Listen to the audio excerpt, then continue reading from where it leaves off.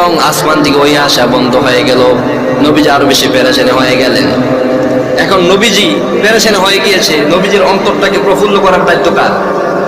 খুশি করার দায়িত্ব কার? দেখেন কিভাবে আল্লাহ তাআলা নবীজিকে খুশি করেন। কাউসারের 6টা তাফসীর। 1 নম্বর তাফসীর হচ্ছে রিসালা। 1 নম্বর তাফসীর কি? রিসালা। 2 নম্বর তাফসীর হচ্ছে শাফাআত। 3 নম্বর তাফসীর হচ্ছে মেরাজ। 4 নম্বর তাফসীর হচ্ছে সালাত। 5 নম্বর তাফসীর হচ্ছে কাউসার।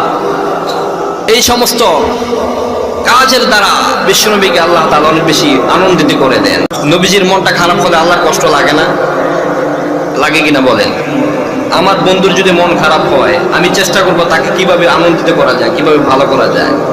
তো আল্লাহ তাআলার সবচেয়ে নিকটস্থ বান্দা, নিকটস্থ প্যারা হাবিব হচ্ছেন বিশ্বনবী মুহাম্মদুর রাসূলুল্লাহ সাল্লাল্লাহু আলাইহি সাল্লাম। তার মন খারাপ আল্লাহ তাআলা সহ্য হয়।